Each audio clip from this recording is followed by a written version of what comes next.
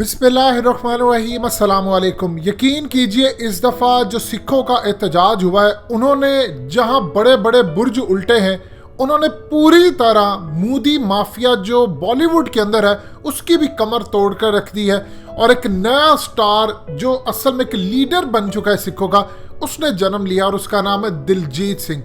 इस शख्स ने शाहरुख को पीछे छोड़ दिया, आमिर खान को पीछे छोड़ दिया, सैफ अली खान को छोड़ दिया और इसके अलावा जितनी बॉलीवुड की सेलिब्रिटीज थी, करण जौहर हो या कोई और हो, इन सब को पीछे छोड़ दिया।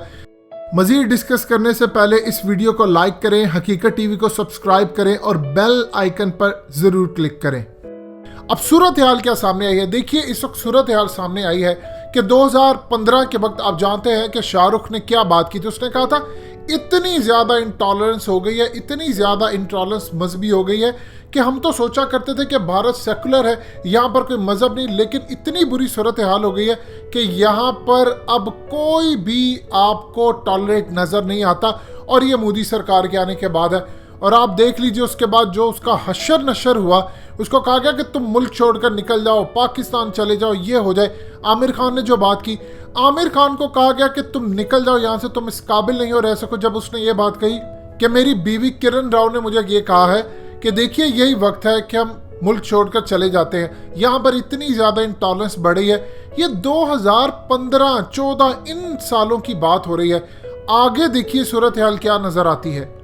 करण जौहर, उसने फवाद खान को अपनी फिल्म में लिया ए दिल है मुश्किल, उसके बाद उसको आकर लिटरली माफ़ी मांगना पड़ी, वीडियो जारी करना पड़ी और आकर कहना पड़ा आज के बाद वो किसी पाकिस्तानी सेलिब्रिटी को नहीं लेगा, क्योंकि मोदी और दूसरे इंतहा पसंद शिवसेना और दूसरे लोगों का इन पर प्रेशर था।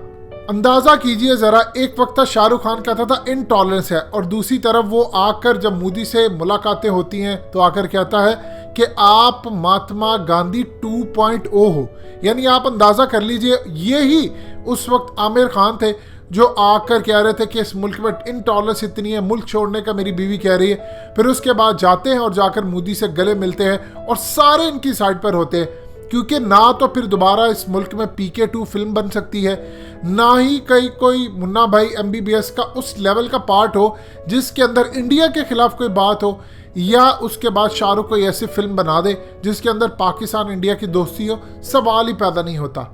इन सब में उभर कर एक लीडर निकला है जिसका नाम है दिलजीत सिंह। ये शख्स उठता है कंगना रनावत के साथ, जो इसने हशर नशर किया। सारी दुनिया जानती है कंगना रनावत असल में बीजेपी की स्पोक्स पर्सन आप कह ले। जिस तरह उसने सिखों की तजलील की, इस शख्स ने जिस तरह लीड किया, आज इसकी वजह से बॉलीवुड का माफिया टूट रहा है। सूरत हाल क्या हुई है कि इंडिया के अंदर 2 बड़ी सेलिब्रिटीज अब इनके पीछे हैं और कुछ राइटर्स डायरेक्टर वो भी ऐसे ऐसे आवाज़ उठाना शुरू हो गए।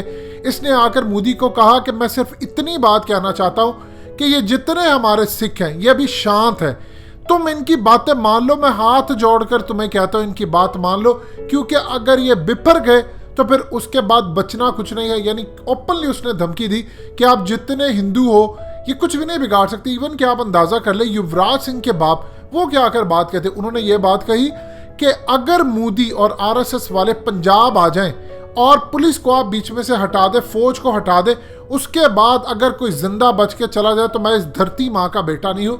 इस लेवल पर सिखों का अलमिया हो गया। अब इस शख्स ने, दिलजीत सिंह ने, बॉलीवुड के अंदर माफिया को तोड़ा। आप देखिए पहला शिकार इसका जबरदस्त होती है सोनम कपूर। वो उठकर बाहर आती है और वो मोदी के साथ उसके खौफ की वजह से रही, लेकिन उसने ओपनली आकर अब सिखों का साथ देने का ऐलान किया। उसके बाद आप देखिए प्रियंका चोपड़ा, जिसके बारे में कहा जाता है कि ये मोदी सरकार की चमची है, यानी इंडिया के अंदर ये बातें होती हैं, लेकिन अब वो भी उठकर सिखों के साथ आ रही। यानी वो जो पूरा शिकंजा इन्होंने कसा हुआ था बॉलीवुड के अंदर, उसको पकड़ वो टूटने जा रहा है।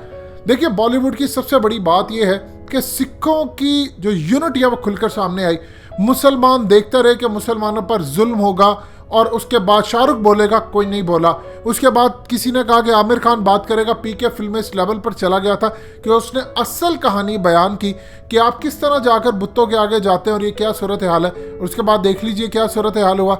लेकिन ना शाहरुख बोला, न सलमान खान बोला। सलमान खान की तो ये सूरत हाल होगी कि 2008 के अंदर वो कहता था कि पाकिस्तान तो कोई आप पर इल्ज़ाम नहीं लगाता, आप ही उठा उठा कर मून पर इल्ज़ाम लगाते हैं, और उसको केस में अंदर कर दिया। फिर उसके बाद जब ये मोदी सरकार के पास गए, पतंग उड़ाना शुरू की।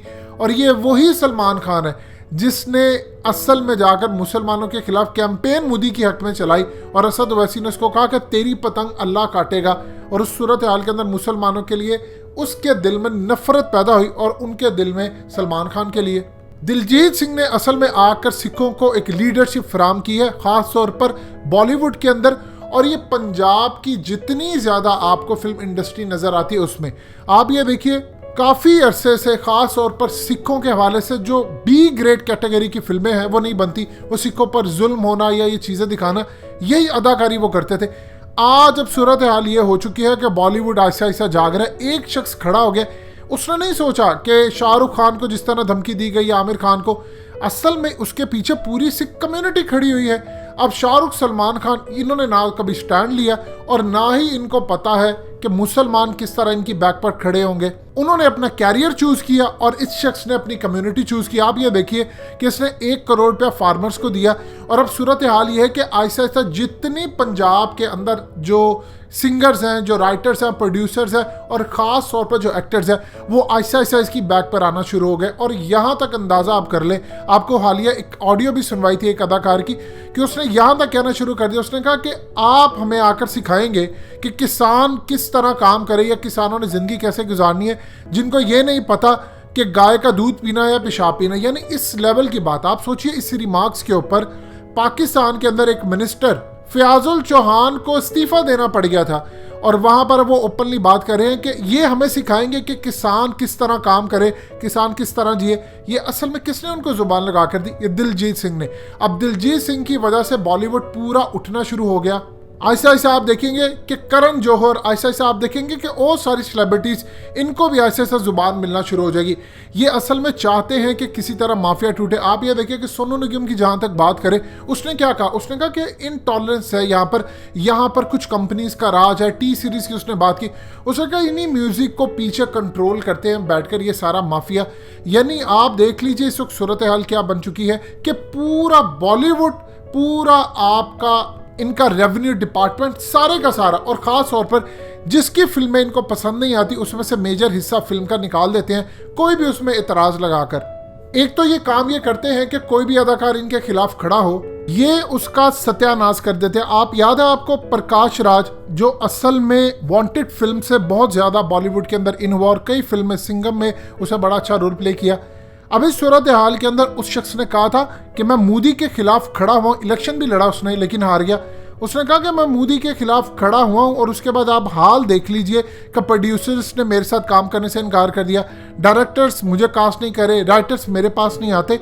ये असल में पूरी तरह कंट्रोल करने वाला जो माफिया, वो सारे का सारा पीछे बैठकर बीजेपी और मोदी कंट्रोल करते हैं। और आज देख लीजिए बॉलीवुड के अंदर ऐसा ऐसा सारे खड़े हो रहे हैं क्योंकि सिखों को एक लीडर मिला है, और अगर ये लीडर अगले लेवल तक ये चला जाता है तो फिर आप याद रखिएगा कि इनके पास फ्यूचर के अंदर ऐसे ऐसे लोग खड़े हो जाएंगे मोदी के खिलाफ। यही वो मौका है, क्योंकि सिखों ने इस वक्त ऐलान कर दिया है कि अब आर होगा या पार होगा। यानी ये फाइनल मूव है, क्योंकि वो जा रहे हैं इस वक्त पूरी तरह ट्रेनें बंद करने, हाईवेज बंद करने, रोड्स ब्लॉक करने। और ये वो रोड्स है जो दिल्ली को एंटर होते हैं, उसके बाद उन्हें दिल्ली की पार्लियामेंट पर कब्जा करना है। सो आने वाले वक्त के अंदर आपको हर जगह से ये नजर आएगी बगावत। अब किसी का कैरियर तबाह होता है, वो अपना कैरियर तबाह करने को तैयार है, लेकिन मोदी के सामने झुकने को तैयार नहीं। झुकने को दोस्तों, हकीकत टीवी को सब्सक्राइब करना मत भूलिए, वीडियो को लाइक करें, शेयर करें, और कमेंट सेक्शन में अपनी राय का इजहार जरूर करें।